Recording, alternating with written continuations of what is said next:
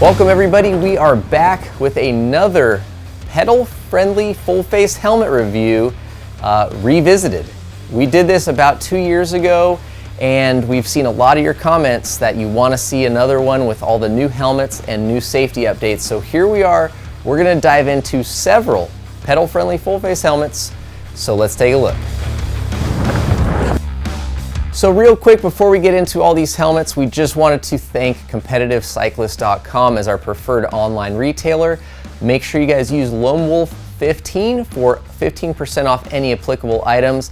Also head to their website and check it out because they've always got tons of sales, other discounts running. So go check out CompetitiveCyclist.com and use Loam 15. First, we're going to lead off with a brand new helmet to the market, and that is the new Fox Proframe RS. We recently did a dissected video on this helmet. We did a cool behind the brands feature where we went down to Fox HQ, interviewed some of the key players in this. We even got to cut one open and show you the inside, so check that out. So the Proframe RS retails for $350. It is the only helmet in this review to have the new MIPS Integra split design. So what's neat about the MIPS Integra split system is that it has an EPS and EPP foam liners. MIPS is essentially a slip plane technology. I'm sure you guys are probably all familiar with it, but it's designed to help reduce rotational forces and energy. But with this, they've got an entire EPP inner shell, I guess, or inner foam you could call it, I guess, and then the higher speed impact EPS on the outside. And I guess you could think of it as high speed and low speed compression on your suspension. The inner EPP will do great for smaller tip over, low speed impacts, those subconcussive loads, whereas that higher density, that firmer EPS will save you when it comes to a big major impact. Other neat features of the helmet include adhesive mounted GoPro mount that sits right here in this visor. Comes in the bag, very nice if you do like running a GoPro. Adjustable visor, you've got a magnetic fidlock closure, adjustable cheek pads, and a BOA closure system. In size medium, this helmet weighs right around 850 grams, and it is DH certified, and there are 3 sizes available. So next we're gonna move to the Giro Insurgent. There's a couple of helmets in here that are less pedal friendly than others, and this is one of them. This is kind of billed as Giro's downhill helmet. You can see right away compared to many of the others, ventilation is a lot different. However, it's something that we thought would be worth throwing in here because some folks want more of a downhill biased helmet and some want more of a pedal friendly, like the Cali Invader, which we had in our last roundup. So the Giro Insurgent retails for $349.95, available from extra small up to double extra large. It is, again, kind of designed more for DH and a really aggressive enduro riding, free riding. It does have their spherical technology on the inside, which redirects forces on impact for added safety. It has a traditional D-ring style closure system with a little button snap keeper. Some of the stuff that we really like about this helmet is the comfort. Kind of a very secure and like at-home feeling once you're inside. The kind of like perforated faux leather, chin straps are a nice touch. It's just a comfortable helmet. All the material that touches your face, your chin, neck, it is all really nice and comfortable. The fit and finish of the helmet is nice. This shiny kind of insert over the brow here. Everything just looks really well packaged, nicely put together, and is just a solid all-around helmet. If you want a helmet that's not like a crazy overkill, full-on DH helmet that you can occasionally go out and do an enduro or a shuttle day, and still go into the bike park or go hit some really big stunts, this is definitely an option worth checking out. It does weigh just over 1,000 grams. It's about 1040 grams. So it's, it's a bit heavier than a lot of the other options out there, but if you want kind of that added feeling of having a DH helmet, even though these are DH rated, that's a helmet worth checking out. Next up is a helmet that we had, well, the non-MIPS version in our last pedal-friendly full-face helmet roundup, and that is the IXS Trigger. So this is the Trigger FF MIPS. So it's different from our last version in that it does have MIPS inside, which, as we said earlier, is kind of a cool technology that a lot of brands are using, which helps mitigate some of that, side-to-side energy transfer in an impact. It still has a adjustable kind of ratcheting closure system in the back. You've got the ability to adjust the cradle up and down to kind of conform to the back of your skull. Adjustable visor and another magnetic fidlock closure system. They've got a little foam keeper strap just to kind of help enhance and add a little bit of comfort on this helmet as well. One of our favorite things about the Trigger is that it is incredibly light, both in our last review with the non-MIPS version and even still. This helmet weighs exactly 600 grams. We had it on the scale. It is a size medium. And for the record, I guess I am a 56 centimeter, so that's kind of my base, right? Most helmets, I find that I wear a medium at 56 centimeters. I find this helmet to be pretty true to size. I love the weight. It's pretty dang well ventilated, so still a very high option on our list, retailing at $299. Also not a bad value compared to some of the other options out on the market. So next up, we have another helmet that is a little bit more gravity focused, and that is the Leatt Gravity 4.0. It is still, it's 850 grams in the size medium, so it's not too much more than the Fox Proframe. Not quite as well ventilated, but because of that relatively light 850 gram weight, we thought it would be worth putting in here. We like this helmet quite a bit. It's kind of like, it fits sort of right in that in-between market of, it is a downhill helmet, but it's light enough and still has some pretty good ventilation overall to where if, we're gonna be going out and doing some e-bike self-shuttle laps or some car shuttle laps that has, a bit of climbing, but just some really gnarly, burly downhill, this is a really good option and a helmet that we like quite a bit. Leatt has their 360-degree turbine safety system. It's kind of their version of a slip plane technology on the inside. It has EPS and EPO impact foams, polycarbonate shell, breakaway visor, and that magnetic fidlock closure system.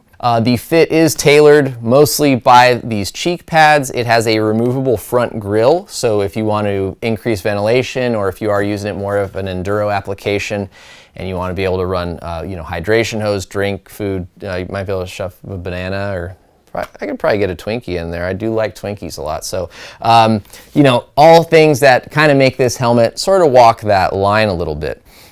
There are 4 sizes available. Sizing, I find on Leatt helmets is usually a little bit big. So again, 56 centimeter. In these, I wear a size small.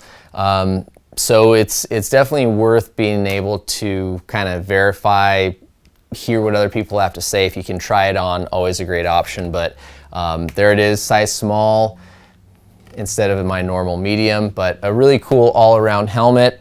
I like the way it looks. I like the adjustability of, not having to run that mouth guard and being able to downhill in it and still use it for some aggressive days.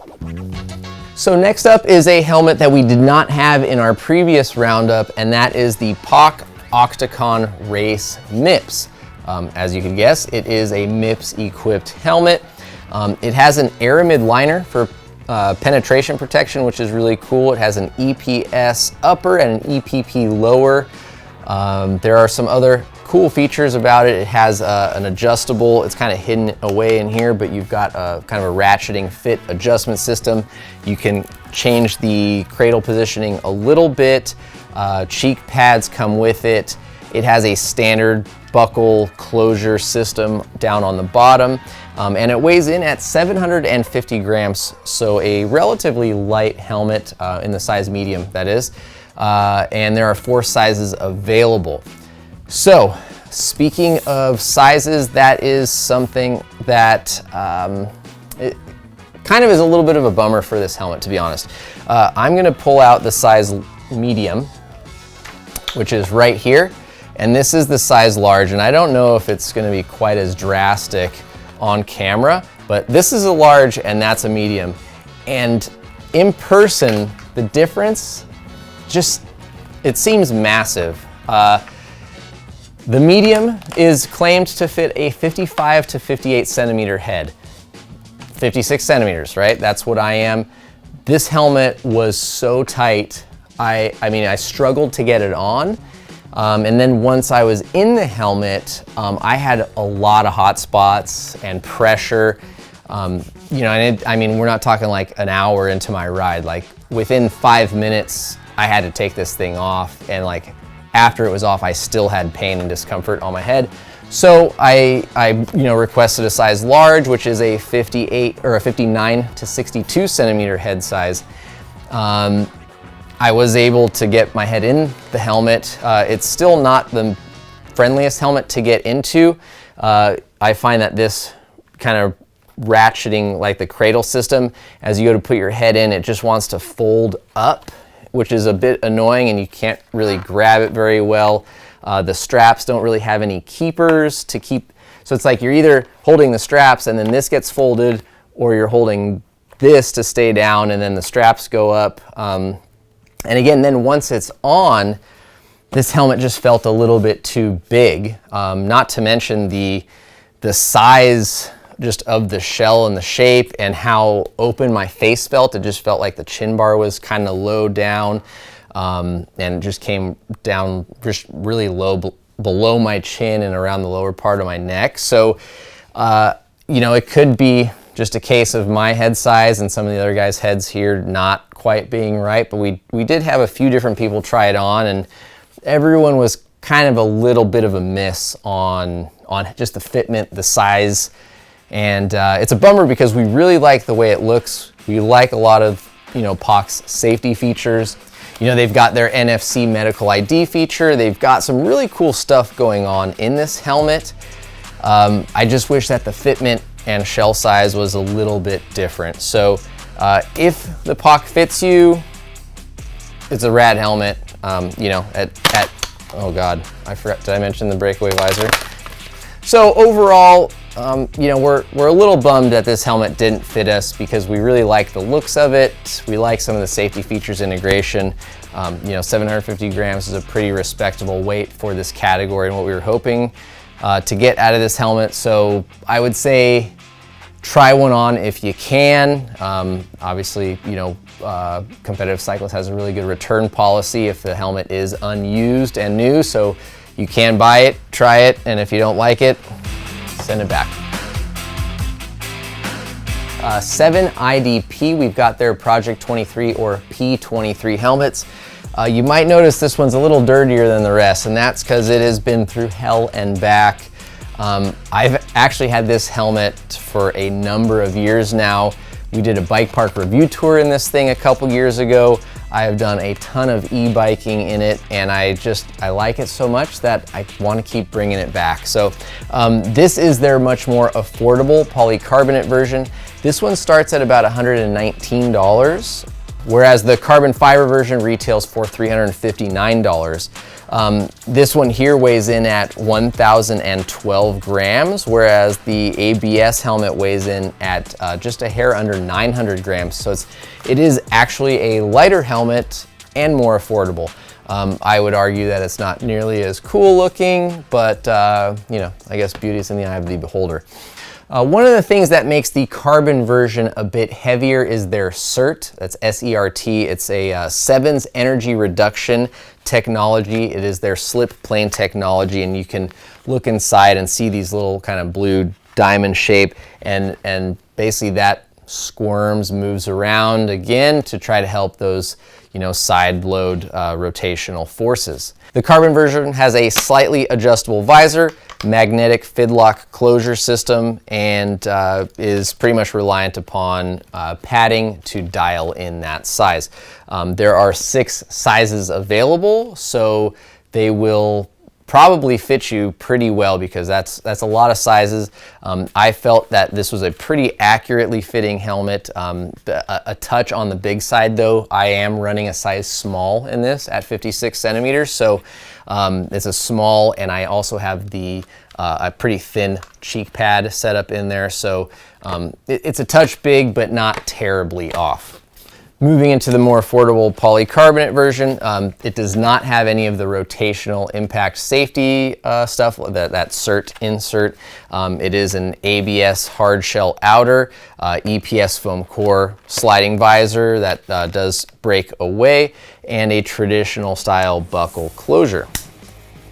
This helmet is DH certified and weighs in, again, just under 900 grams, so it's a pretty good option for someone who's looking at an affordable, you know, kind of modestly priced full face helmet that doesn't have all the bells and whistles, but will still get the job done.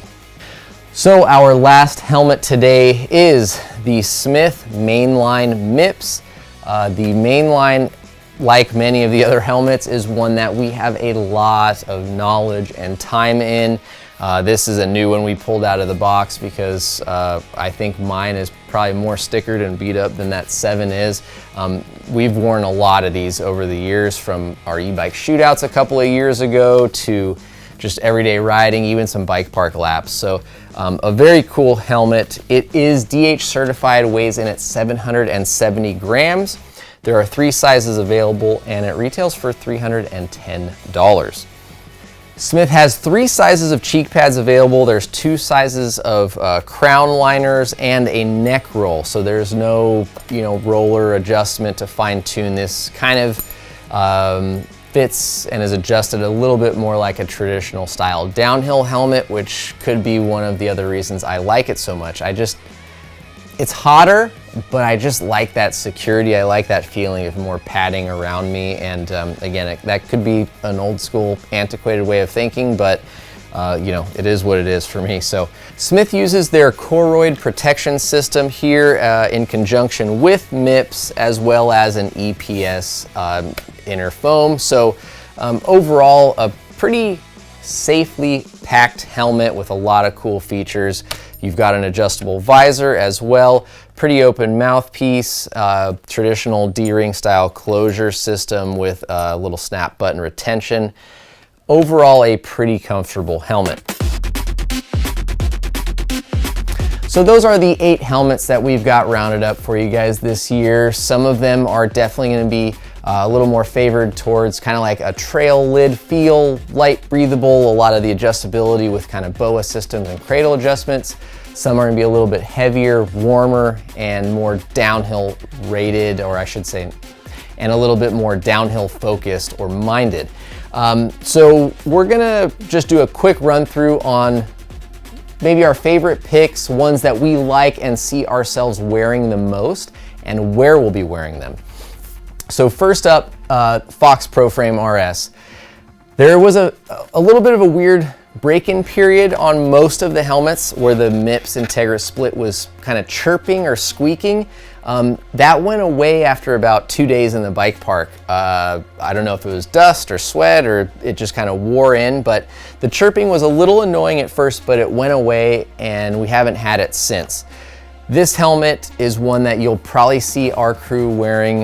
You'll see me wearing in a lot of future videos. I like that it's comfortable. I like that it kind of feels more like I'm wearing a trail helmet, just with the ventilation, the adjustability, the thin padding on the inside.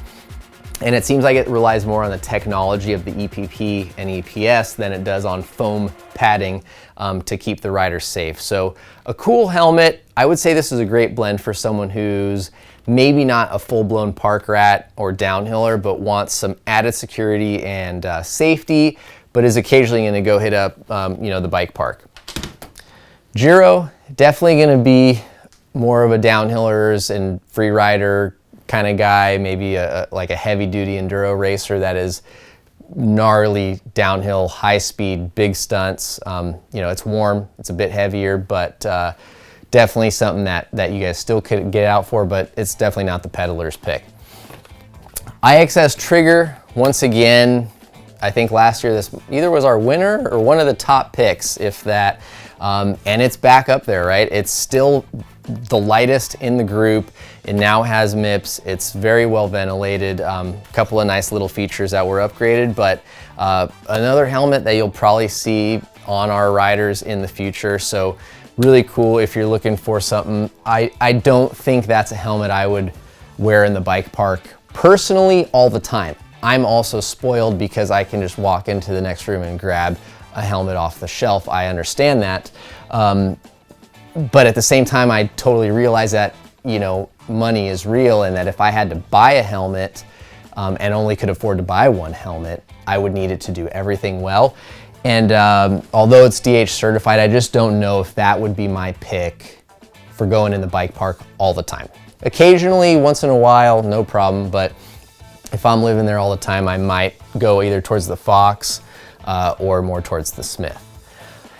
The Leatt helmet is definitely, again, not quite as focused as the Giro, but it is more downhill biased for sure.